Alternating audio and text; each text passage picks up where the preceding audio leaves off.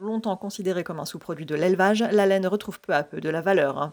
À Laffage, sur la ferme expérimentale de l'INRAE, une quarantaine d'éleveurs, de professionnels de la laine et de curieux ont participé à une journée de formation consacrée à sa valorisation mardi 30 juin. Organisée par le Parc naturel régional des Grands Causses, cette rencontre met en lumière une filière qui cherche à se relancer. Pour Nadine Saint-Jean, technicière lainière, l'enjeu est clair, redonner à la laine sa place dans les exploitations agricoles après plus de 60 ans de désintérêt.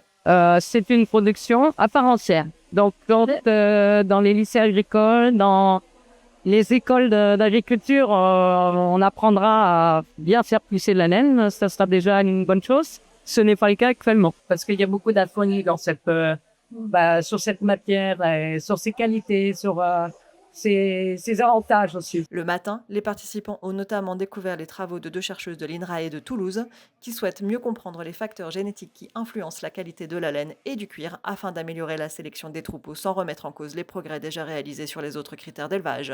Au-delà du textile, la laine trouve désormais de nouvelles applications dans l'isolation des bâtiments, les fertilisants ou certains objets du quotidien.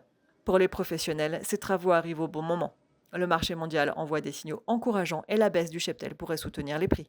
Reste un défi, faire de la laine une production agricole à part entière capable d'apporter un véritable complément de revenus aux éleveurs. Je pense qu'il y a vraiment un espoir à conserver par rapport au territoire et aux races locales.